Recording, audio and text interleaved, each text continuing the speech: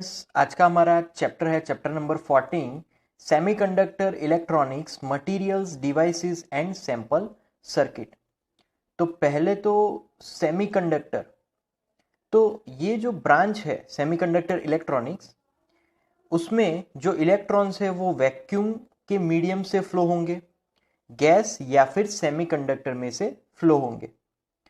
सो यहाँ पर हम लोग समझने वाले हैं कि अलग अलग सेमीकंडक्टर में से जो करंट है वो कैसे फ्लो होता है। So first is solid. तो सॉलिड मतलब कि each substance is composed of atoms, right. Substance are mainly classify into three category, solid, liquid and gas. तो उसमें सॉलिड्स में उसका जो शेप होगा वो एकदम डिफाइनाइट शेप होगा, क्योंकि सारे एटम्स पीरियोडिक मैनर में सारे एटम्स सिचुएटेड होंगे, राइट। और सबका जो भी डिस्टेंस होगा दूसरे एटम से पहले एटम का डिस्टेंस वो भी फिक्स्ड होगा, and distance is also constant. So here अलग अलग मटेरियल के हिसाब से जो एटम्स की पीरियोडिक अरेंजमेंट होगी वो भी अलग अलग होगी। तो यहाँ पर जो एटम्स होंगे उसको भी दो ग्रुप में हम लोग डिवाइड कर सकते हैं। पहला है क्रिस्टलाइन सॉलिड्स। तो क्रिस्टलाइन सॉलिड्स मतलब कि जो भी एटम्स की अरेंजमेंट रेगुलर ऑर्डर में है उसको क्रिस्टलाइन सॉलिड्स बोलेंगे। दूसरी भाषा में वो जो क्रिस्टलाइन सॉलिड है उसमें अरेंजमेंट होगी पीरियोडिकली और रेगुलरली। तो सभी डायरेक्शन में आप कोई भी एटम से देख लो तो सभी जगह पे वो अरेंजमेंट आपको सेम ही दिखेगी। जैसे कि मान लो कि एक बड़ी सी ऑफिस का कॉम्प्लेक्स है और उसमें सारे ऑफिस के जो रूम्स है वो सेम है। तो आप एक जगह पर खड़े रहोगे तो आपको राइट हैंड साइड और लेफ्ट हैंड साइड एक ही जैसा लगेगा। तो एटम्स में भी सेम ऐसा है कि उसकी कोई भी पोजीशन से आप देखोगे तो पीरियोडिक अरेंजमेंट सेम लगेगी। तो इसके एग्जांपल्स है sodium chloride, common salt, diamond, sugar, silver etcetera are crystalline solids. So their atoms are arrange in geometrical shape, जो कि लगभग एक पोजीशन से आपको सेम जैसा दिखेगा। उनके मेल्टिंग पॉइंट भी एक फिक्स्ड होंगे, राइट। They are anisotropic. इस for example their physical properties such as thermal conductivity, refractive index etcetera are different in different directions. तो अलग अलग डायरेक्शंस में थर्मल कंडक्टिविटी अलग होगी, उनके रिफ्रैक्टिव इंडेक्स अलग होंगे, और वो एक रियल सॉलिड्स होते हैं। Now amorphous solid. तो एमोर्फस सॉलिड में उससे उल्टा, कोई डिफाइनाइट अरेंजमेंट नहीं, कोई फिक्स्ड अरेंजमेंट नहीं, उनको हम लोग एमोर्फस सॉलिड्स बोलेंगे। जैसे कि ग्लास है, रबर, प्लास्टिक, राइट, ये सारे एमोर्फस सॉलिड्स हैं। तो उनकी जो जियोमेट्रिकल शेप है वो फिक्स नहीं होती है, राइट, और उनका जो मेल्टिंग पॉइंट है वो भी फिक्स नहीं होता। दे आर आइसोट्रॉपिक, मतलब कि their physical property such as conductivity of heat, refractive index etcetera are same in all direction. तो यहाँ पर उससे उल्टा है, एनिसोट्रॉपिक से उल्टा है। यहाँ पर जो conductivity, heat of refractive index वो सेम है, और ये रियल सॉलिड्स नहीं होते हैं। Then monocrystal and polycrystal, like monocrystal. तो मोनोक्रिस्टल एक अरेंजमेंट है एटम्स और मॉलिक्यूल्स का, जो कि सॉलिड के थ्रू आउट, मतलब थ्रू आउट अरेंजमेंट होगा, right. It is irrespective of its size. Then polycrystal is crystalline solids in which each piece of solid has a number of monocrystals which developed faces joined together. So polycrystal ceramic made from PBO, ZNO, TiO are used in gas lighters and telephone receiver. Then liquid crystals. So some organic crystalline solid when heated acquire fluidity but retain their anisotropic properties. They are called liquid crystals. जैसे कि LCD. So LCD are used in watches, micro calculators, right? Then crystal lattice. So crystal lattice made up of a three-dimensional array of points such as that each point is surrounded by height boring points in an identical way. So such array of points is known as brevis lattice or space lattice. तो उसके भी अलग examples है, right. Now classifications of conductivity. तो first classification है conductor. Conductor क्या है? तो जो भी सब्सटेंस अपने मटेरियल में से इलेक्ट्रिसिटी को पास होने दे उनको हम लोग कंडक्टर्स बोलेंगे. फॉर एग्जांपल मेटल्स, सारे मेटल्स अपने मटेरियल में से इलेक्ट्रिसिटी को पास होने देंगे. उसका क्या रीज़न है? क्योंकि सारे कंडक्टर्स के पास फ्री इलेक्ट्रॉन्स होते हैं और वही फ्री इलेक्ट्रॉन्स उनको इलेक्ट्रिसिटी फ्लो करवाने में हेल्प करती है. Then insulators. तो इंसुलेटर्स एक सब्सटेंस है जो कि इलेक्ट्रिसिटी को पास नहीं होने देगा. क्यों? क्योंकि उनके पास फ्री इलेक्ट्रॉन नहीं होते, जैसे कि wood, rubber and mica. Then third category is semiconductor. Semiconductor वो सब्सटेंस है कि जिसकी कंडक्टिविटी एक कंडक्टर से कम और इंसुलेटर से ज्यादा. तो ऐसा सेमीकंडक्टर्स है जर्मेनियम, सिलिकॉन, कार्बन, राइट. तो ये तीन मेनली कैटेगरीज है कंडक्टिविटी के. अब समझते हैं एनर्जी बैंड्स क्या होगी. तो एनर्जी बैंड्स ऑफ सॉलिड्स. तो पहला है energy band. So crystal, due to interatomic interaction, valence electrons of one atom are shared by more than one atom in the crystal. Now splitting of energy levels takes place. The collection of the closely spaced energy levels is called energy band. तो जो भी levels, क्योंकि यहाँ पर जो electrons होंगे वो अलग अलग लेवल्स में होते हैं उनकी एनर्जी के हिसाब से. So the splitting of energy levels takes place and these are called energy bands. Then valence band. Valence band, so that this energy band contains valence electrons. So this band may be partially or completely filled with electrons but never be empty. Valence का नाम तो valence है. Valence मतलब कि खाली, but वो कभी भी खाली नहीं होता, right?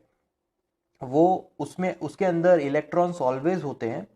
So the electrons in this band are not capable of gaining energy from external electric field to take part in conduction of current.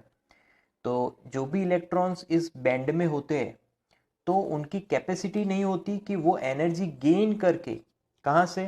तो एक्सटर्नल इलेक्ट्रिक फील्ड से एनर्जी गेन करके फिर कंडक्शन करंट में contribute करे. Then conduction band.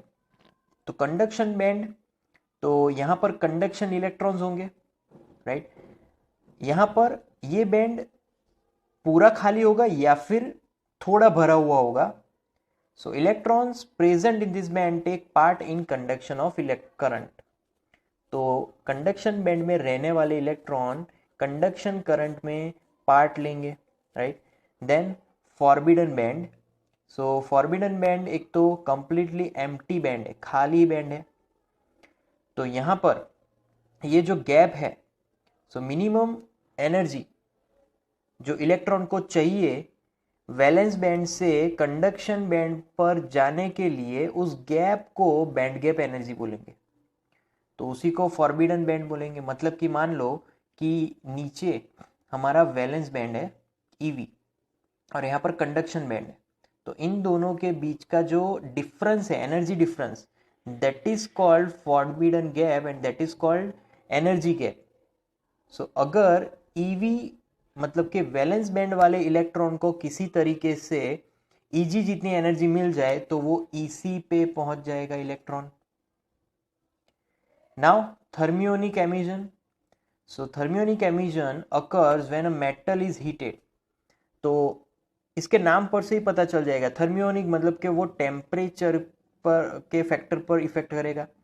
तो यहाँ पर जब कभी भी इलेक्ट्रॉन्स हाई टेम्परेचर की वजह से एनर्जी गेन करेंगे तो उनके लिए वो सफिशिएंट है कि वो मेटल से एस्केप हो जाए. तो जब कभी भी फ्री इलेक्ट्रॉन्स है टेम्परेचर की वजह से एनर्जी गेन करेंगे और वो एनर्जी काइनेटिक एनर्जी के फॉर्म में होंगे कि जिससे वो मेटल से एस्केप हो जाए. Then thermionic diode.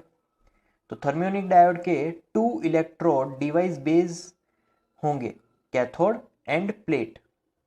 सो उसके 2 इलेक्ट्रोड्स है mainly. So the diode allows unidirectional flow of electrons. So only when the plate is positive with respect to cathode, hence it is called a valve. So the triode value consists of 3 electrodes, cathode, plate and grid enclosed in an evacuated glass bulb. So grid influences the space charge and controls the flow of plate current, right? Now types of semiconductor. तो first type is intrinsic semiconductor.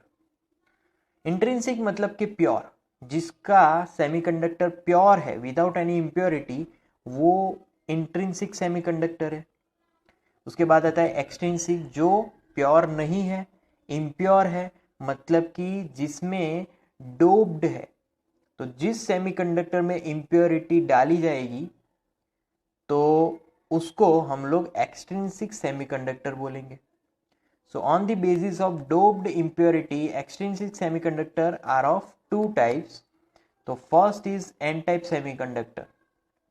So extrinsic semiconductor doped with pentavalent impurity like arsenic, Sb, bismuth, etc. in which negatively charged electrons work as charge carrier is called n-type semiconductor. तो मान लो कि जब pure semiconductor होता है तो वो तो normal होगा, बट उसको एन टाइप सेमीकंडक्टर बनाने के लिए हम लोग कुछ इम्प्योरिटीज अंदर ऐड करेंगे, जैसे कि आर्सेनिक है, बिस्मथ है, राइट। तो इस इम्प्योरिटी में वो जो इम्प्योरिटी आर्सेनिक वो पेंटावेलेंट होती है। पेंटावेलेंट मतलब कि उसके पास जो इलेक्ट्रॉन्स है वो 5 इलेक्ट्रॉन है। अब जो भी हम लोग सेमीकंडक्टर यूज करने वाले उसकी वैलेंसी तो 4 ही होगी, तो बचा 1 इलेक्ट्रॉन पर एटम। तो जो 1 इलेक्ट्रॉन एक एटम में बचेगा तो हम लोग जो इम्प्योरिटी डालने वाले हो वो सिर्फ एक नहीं होगी, बहुत सारी होगी। इम्प्योरिटीज आर लाइक 10⁻22 होती है पर मीटर क्यूब। तो 10⁻22 अगर इम्प्योरिटीज, अगर इतने एटम्स वाली इम्प्योरिटीज अगर डालेंगे तो इतने इलेक्ट्रॉन्स पर मीटर क्यूब बढ़ जाएंगे। तो इसीलिए ओवरऑल उस सेमीकंडक्टर में नेगेटिव चार्ज बढ़ जाएगा, मतलब कि इलेक्ट्रॉन्स बढ़ जाएंगे। तो इसलिए हम लोग उसको एन टाइप सेमीकंडक्टर्स बोलेंगे। और जब कभी भी पेंटावेलेंट इम्प्योरिटी हम लोग ऐड करेंगे तो वो एक इलेक्ट्रॉन डोनेट करता है, तो हम लोग उसको डोनर एटम बोलेंगे। मतलब कि आर्सेनिक है, एसबी, बिस्मथ, ये सारे डोनर एटम्स हैं। Then P type semiconductor. अब पी टाइप सेमीकंडक्टर मतलब कि positive type semiconductor. Positive type semiconductor इसका मतलब कि उसके पास पॉजिटिव ज्यादा है। तो नॉर्मली सेमीकंडक्टर पहले तो प्योर ही होगा, उसमें कुछ भी पॉजिटिव नेगेटिव कुछ भी नहीं होता। बट जब कभी भी ऐसे प्योर सेमीकंडक्टर में हम कुछ इम्प्योरिटी ऐड करेंगे, जैसे कि aluminium, then indium, then boron, तो ऐसी इम्प्योरिटीज ट्राइवेलेंट होती है। अब ट्राइवेलेंट मतलब कि उसके पास 3 ही इलेक्ट्रॉन्स है, बट जो भी हमारे पास सेमीकंडक्टर है उसकी वैलेंसी तो 4 होती है, तो 3 इलेक्ट्रॉन तो डिवाइड हो जाएंगे। अब चौथा जो बाकी रहा वो एज अ होल रह जाएगा। मतलब कि जितनी भी मैं इम्प्योरिटीज डालूंगा, इस फॉर एग्जाम्पल 10⁻22 एटम्स बने इम्प्योरिटीज के, तो 10⁻22 holes are there in that semiconductor per metre cube. तो 10⁻22 जितने होल्स बढ़ जाएंगे पर मीटर क्यूब उस सेमीकंडक्टर में। तो होल क्या है? एक इलेक्ट्रॉन की डेफिशिएंसी है। तो इसको उल्टा देखा जाए, इलेक्ट्रॉन नहीं है मतलब कि पॉजिटिव आयंस आर मोर, तो positive ions are more, that means ये हो गया पी टाइप सेमीकंडक्टर। तो ये एक इलेक्ट्रॉन की डेफिशिएंसी की वजह से पॉजिटिव बन गया, तो इसको हम लोग एक्सेप्टर एटम बोलेंगे, कि जो इलेक्ट्रॉन को एक्सेप्ट करने की टेंडेंसी रखता है। Now in a dope semiconductor Ne into NH is equal to Ni square। Ne और NH हमें पता है, Ne मतलब नंबर ऑफ इलेक्ट्रॉन्स, NH मतलब number of holes, and Ni that is called number density of intrinsic carriers. So यहाँ पर N type semiconductor मतलब कि Ni ज्यादा है, majority charge carriers are electrons, minority charge carriers are holes. P type semiconductor में majority charge carriers are of holes, minority charge carriers are of electrons, right? Then electrical conductivity of extrinsic semiconductor, तो sigma conductivity की ये symbol है. Sigma is equal to 1 upon resistivity that is rho. So is equal to E into any mu E. Now what is mu E? Mu E is mobility of electrons. Mu H is mobility of holes. So any mu E plus NH mu H, right? Now energy gap for germanium, that is 0.72 electron volt, and for silicon, that is 1.1 electron volt. See, energy gap means electron wants that energy to move from valence band to conduction band, because here it is valence band and here it is conduction band. So in germanium, this energy is required to move electron from valence to conduction band. For silicon, energy required from valence to conduction band, that is 1.1 electron volt, right? Now pn junction. अब PN junction बनाने के लिए एक P type semiconductor लिया, एक N type semiconductor लिया, दोनों को जोड़ दिया तो बन गया पीएन जंक्शन. तो the current in a PN junction is given by KB is equal to I0 e raised to EV upon kBt minus 1, where kb is the Boltzmann constant, V is potential difference, T is temperature of that semiconductor PN junction, right? So here it is not kb, that is I. So our formula exactly, that is I is equal to I0 then bracket e raised to EV upon k subscript b into T minus 1. So that is the real formula here, right? Now this is PN junction diode. See, in this PN junction diode there is one layer between the junction, that is called depletion layer. तो यहाँ पर एकदम PN junction के बीच वाला जो हिस्सा है, जो लेयर बन रहा है, that is depletion layer. और depletion layer में अलग अलग चार्जेस डिस्ट्रीब्यूट होने वाले हैं, वो हम लोग अभी देखेंगे. पीएन जंक्शन का सिंबल है ऐसा, मतलब कि एक ट्रायंगुलर और एक लाइन होगी. तो जो ट्रायंगुलर पार्ट है वो हमारा पी है, पी टाइप सेमीकंडक्टर, और जो लाइन है वो है हमारा एन टाइप सेमीकंडक्टर वाला पार्ट. तो डेप्लेशन लेयर एक रीजियन बना जो कि वॉल के एग्जैक्ट नजदीक वाला रीजियन है, ये वाला. So where there is no charge carriers, this region is called depletion layer. The width of that region is 10 raised to minus 6 meter. It is 10 raised to minus 6 meter. Here printing mistake is there. It is written minus 6. Then potential barrier. So potential barrier मतलब कि मान लो कि इस electron को left hand side जाना है, तो ये वॉल बीच में आ गई, ये लेयर बीच में आ गई, तो उतनी एनर्जी चाहिए इस इलेक्ट्रॉन को यहाँ पर जाने के लिए, उसको हम लोग पोटेंशियल बैरियर बोलेंगे. तो जर्मेनियम सेमीकंडक्टर में इलेक्ट्रॉन को राइट टू लेफ्ट जाने के लिए 0.3 वोल्ट चाहिए, एंड सिलिकॉन में वो 0.7 वोल्ट चाहिए. Then forward biasing. So in this biasing P side is connected to positive terminal, N side with the negative terminal. मतलब कि यहाँ पर जो फिगर है उसमें हमें पी टाइप को आगे बैटरी के पॉजिटिव के साथ कनेक्ट करना है और एन टाइप को आगे नेगेटिव के साथ कनेक्ट करना है. तो ये पॉजिटिव नेगेटिव, राइट? तो इसको हम लोग फॉरवर्ड बायस बोलेंगे, P with positive N with negative. दूसरी बात कि डेप्लेशन रीजन में दोनों ही चार्ज अलग अलग डिस्ट्रीब्यूट होंगे.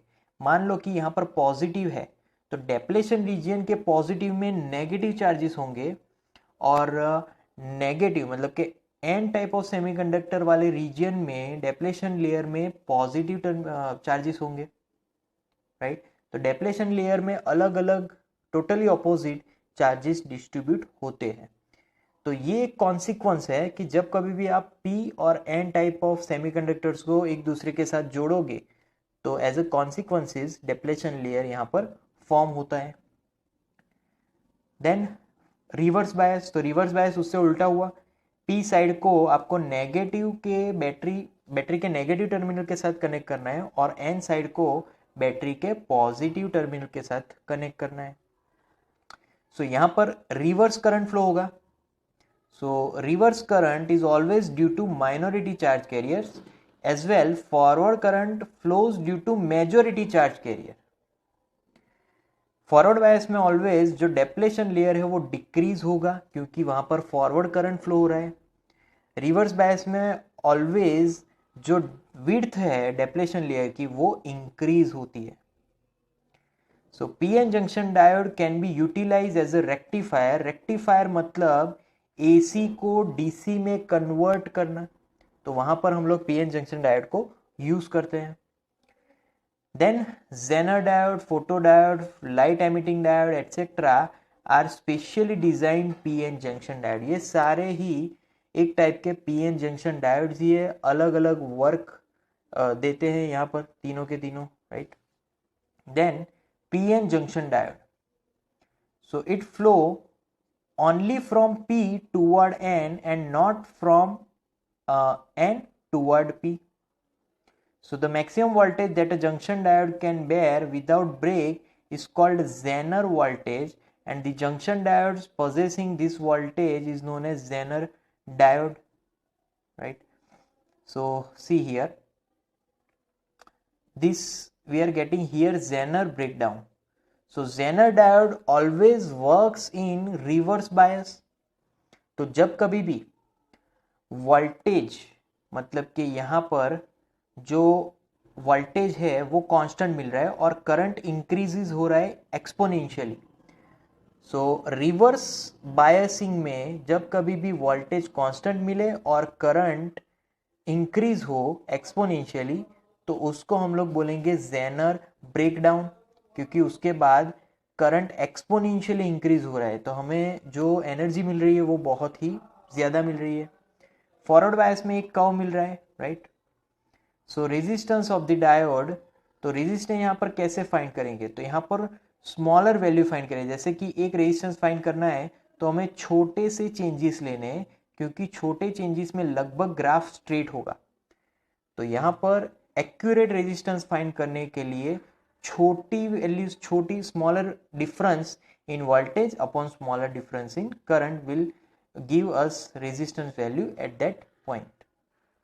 Now rectifier, a device which converts alternating current or voltage into direct current or voltage, AC to DC, simple. So the process of converting AC to DC is called rectification।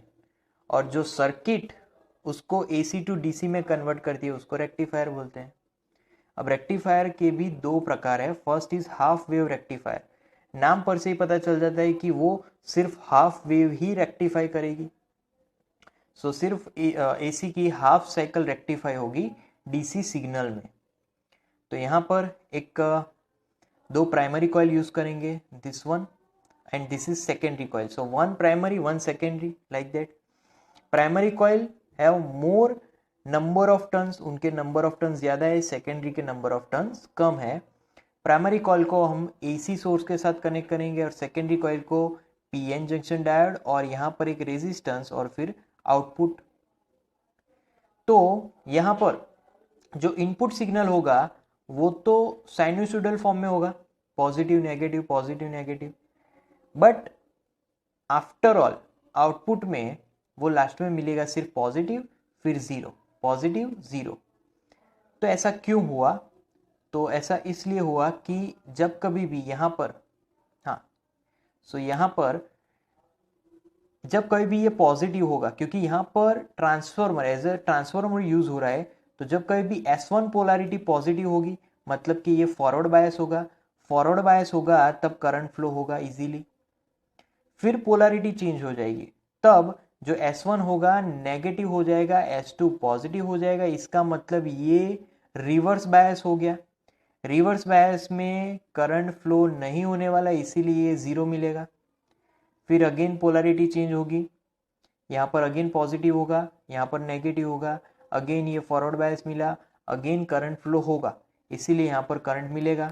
फिर again polarity change होगी, ये negative ये positive, again यहाँ पर 0 मिलेगा। तो इसी वजह से यहाँ पर जो भी एसी सिग्नल है उसका हाफ ही डीसी सिग्नल में कन्वर्ट हो रहा है। देन फुल वेव रेक्टिफायर, तो फुल वेव रेक्टिफायर क्या करेगा, पूरे के पूरे एसी को डीसी में कन्वर्ट करता है। क्यों, तो यहाँ पर हमने 2 डायोड्स यूज किए हैं। तो पहला यहाँ पर D1 एंड D2, यहाँ पर पॉजिटिव नेगेटिव, दूसरे राउंड में यहाँ पर नेगेटिव यहाँ पर positive.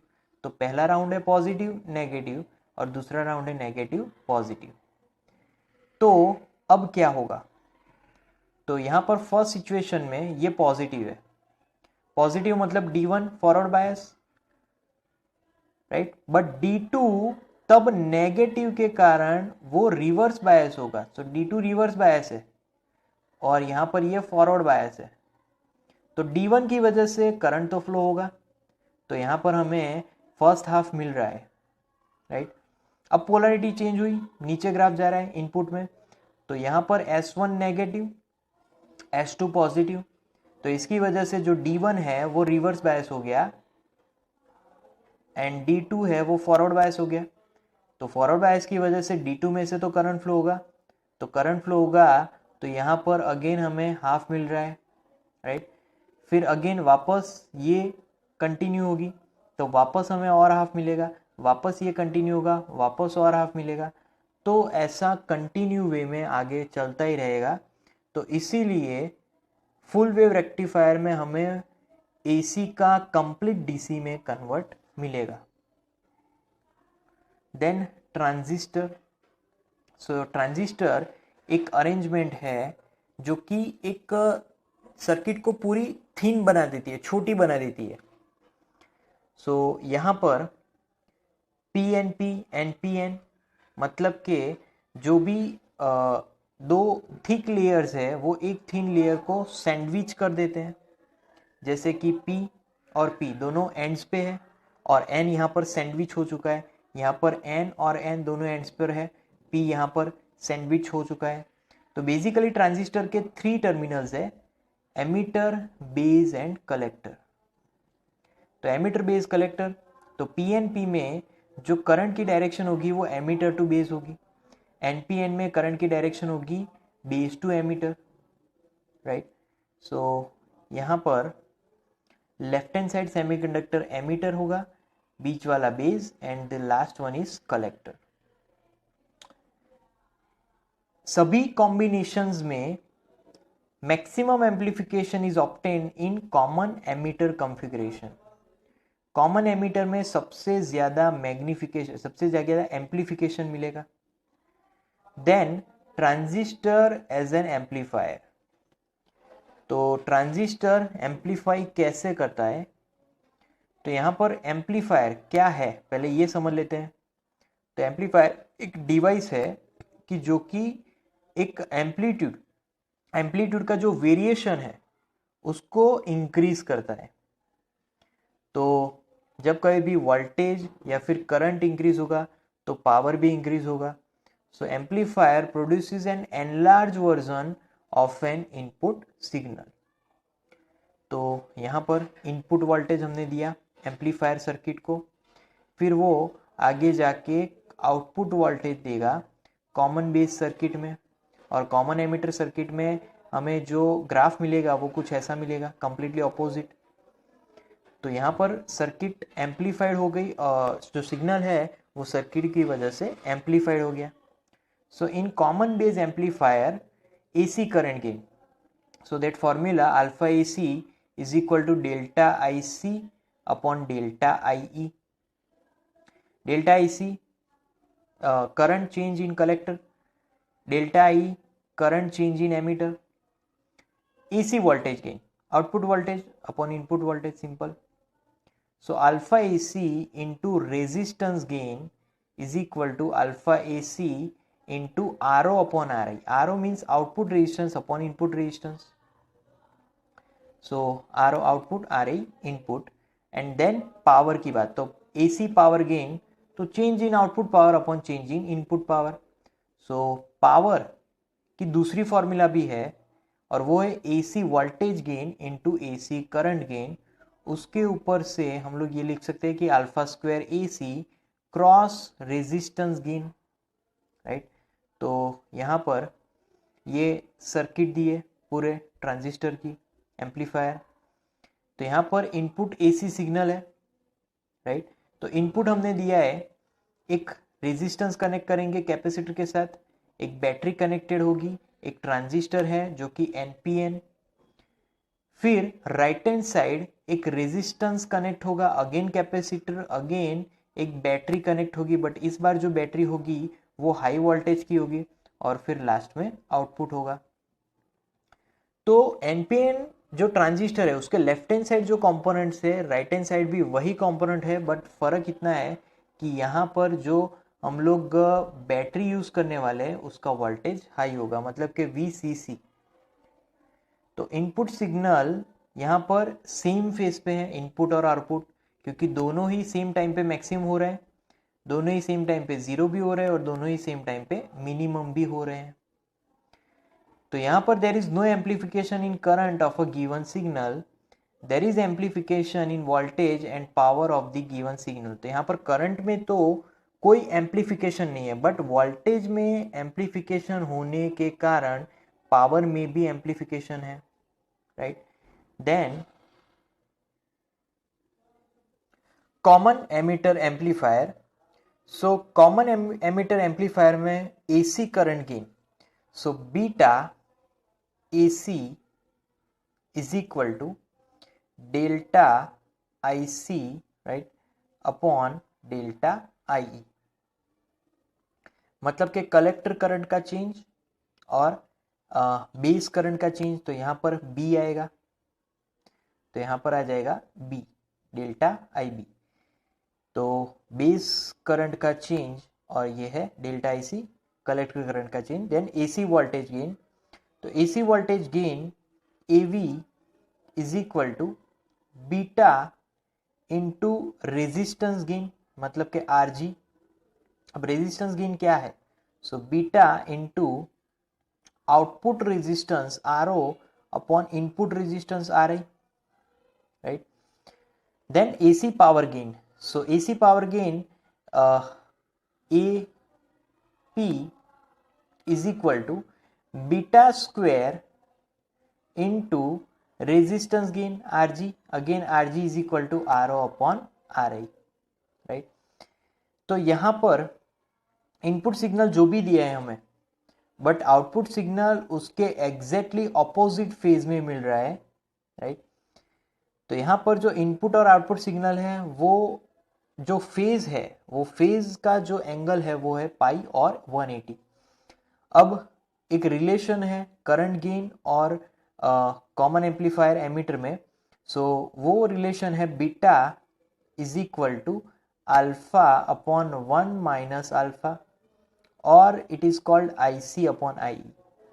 So ratio of collector current upon emitter current, that is beta. So there is amplification in current, voltage and power of the given signal। Then light emitting diodes, तो पहला है LED। तो light emitting diode और कुछ भी नहीं, वो एक PN जंक्शन डायोड ही है, right. So light emitting diode में लाइट की वजह से इलेक्ट्रॉन्स और होल्स का रिकॉम्बिनेशन होता है, इसी वजह से जो लाइट है वो एमिट होगी। तो जब कभी भी कोई सेमीकंडक्टिंग मटेरियल PN जंक्शन वाला जब होगा, उस पे ट्रांसपेरेंट लाइट एमिट होगी, so light is emitting and the junction becomes a light source, that is called light emitting diode. So यहाँ पर जो मटेरियल हम लोग यूज करने वाले हैं वो गैलियम आर्सेनाइड है। Infrared radiations, gallium phosphide red और green light, and gallium arsenide phosphide red और येलो लाइट। तो गैलियम आर्सेनाइड से जो हम लोग LED बनाने वाले हैं उससे इंफ्रारेड रेडिएशंस एमिट होंगे, गैलियम फॉस्फाइड से जो LED बनाएंगे उससे रेड और ग्रीन लाइट एमिट होगी, और गैलियम आर्सेनाइड फॉस्फाइड से रेड और येलो लाइट एमिट होने वाली है। LED ऑलवेज फॉरवर्ड बायस में ही कनेक्ट होगी, वो फॉरवर्ड बायस में ही वर्क करेगी। तो जब कभी भी एलईडी को फॉरवर्ड बायस कनेक्ट करोगे तब एलईडी लाइट ग्लो करेगी, राइट। तो यहाँ पर लाइट किस वजह से एमिट होती है, तो यहाँ पर इलेक्ट्रॉन्स और होल के रिकॉम्बिनेशन की वजह से लाइट एमिट होने वाली है, राइट। तो यहाँ पर हमें जो सेमीकंडक्टिंग मटेरियल यूज करना होगा तो वो ट्रांसपेरेंट मीडियम में करना होगा कि जिससे लाइट बाहर प्रोड्यूस हो सके। Then logic gate, so a digital circuit which allows a signal to pass through it only when few logical relations are satisfied is called logic gate। तो लॉजिक गेट के अंदर ट्रूथ टेबल आता है, तो truth table which shows all possible input and output combination is called truth table. So कुछ basic logic gates है। तो पहला लॉजिक गेट है ऑर गेट। तो ऑर गेट मतलब के 2 input and 1 output logic gate. तो जो ऑर गेट है उसकी ये सिंबल है, ए और बी क्या है, इनपुट्स है, और जो वाई है वो उसका आउटपुट है। तो इनपुट्स आर ऑलवेज 0 0 1 1, बी का इनपुट होगा 0 1 0 1, सो एज आउटपुट मिलेगा 0 plus 0 0, 0 plus 1 1, 1 plus 0 1, 1 plus 1 1, because it is high, so 1 plus 1 is high, so that's why it is 1 not 2, okay। so यहाँ पर जो boolean equation है, boolean expression of OR gate, that is y is equal to a plus b, दोनों inputs का हमें यहाँ पर सम किया है। देन एंड गेट, तो यहाँ पर भी 2 इनपुट 1 आउटपुट, एंड गेट का जो सिंबल है वो ऐसा होगा, राइट। ए बी इनपुट है और y उसका आउटपुट है, तो यहाँ पर डॉट प्रोडक्ट करना है दोनों इनपुट्स का। तो 0 इंटू 0 0, 0 इंटू 1 0, 1 इंटू 0 0, 1 इंटू 1 1। तो लास्ट में ही सिर्फ हमें हाई वैल्यू मिलेगी, बाकी सारी लो वैल्यूज है। तो बुलियन एक्सप्रेशन होगा y is equal to A into B, A dot B, right. और इसको कैसे बोला जाएगा, तो y equals A and B. Then not gate, not gate में एक ही इनपुट और एक ही आउटपुट होगा, उसका जो सिंबल है वो ऐसा होगा। तो यहाँ पर एक ही इनपुट है और एक ही आउटपुट है, तो यहाँ पर जो इनपुट्स के नंबर्स होंगे वो 2 ही होंगे। तो जब 0 होगा तो आउटपुट होगा 1, और जब इनपुट 1 होगा तो आउटपुट होगा 0। बुलियन एक्सप्रेशन मतलब कि y is equal to A bar, मतलब कि उल्टा, उसका बोला जाएगा y equals not A. Now combinations of gate, तो पहला है नैंड गेट। तो नैंड गेट कॉम्बिनेशन है एंड और नॉट का, तो उसका सिंबल में एक चीज सिर्फ ज्यादा आ गई, यहां पर 0 एक ज्यादा हो गया, तो वो हो गया नैंड गेट। और नैंड गेट मतलब के एंड और उसका नॉट मतलब नैंड। सो 0 इंटू 0 0 आता था, बट यहां पर 1 आएगा, 0 का उल्टा। 0 इंटू 1 0 आता था बट उसका उल्टा। 1 इंटू 0 0 आता था उसका उल्टा। 1 इंटू 1 1 आता था बट उसका उल्टा 0। तो ऐसे ये ट्रूथ टेबल बना, और उसका बुलियन एक्सप्रेशन होगा y is equal to A and B, but उसका बार, राइट। तो यहाँ पर प्रिंटिंग मिस्टेक है, y equals negated of A and B, means bar of A and B. Then nor gate मतलब कि वो और नॉट गेट से बना है, so it is called nor gate. Nor gate का ये सिंबल है, और गेट में 0 यहाँ पर लगाने से वो नॉर बन जाता है। तो उसका ट्रूथ टेबल है ए और B as it is, inputs तो वैसे ही हम लोग यहाँ पर सेम ही देते हैं, फिर आउटपुट में चेंजेस आएगा। तो y इज इक्वल टू, यहाँ पर बुलियन इक्वेशन होगी a plus B bar. 0 plus 0 0 आता था बट उसका उल्टा 1, 0 प्लस 1 1 आता था उसका उल्टा 0, 1 प्लस 0 1 आता था उसका उल्टा 0, 1 प्लस 1 1 आता था उसका उल्टा 0। तो सब कुछ यहाँ पर उल्टा हो रहा है इस इक्वेशन की वजह से। तो बुलियन एक्सप्रेशन होगा y is equal to A plus B whole bar, means y equals negated of A और b। The Boolean expression obey commutative law, associative law as well as distributed law. कैसे?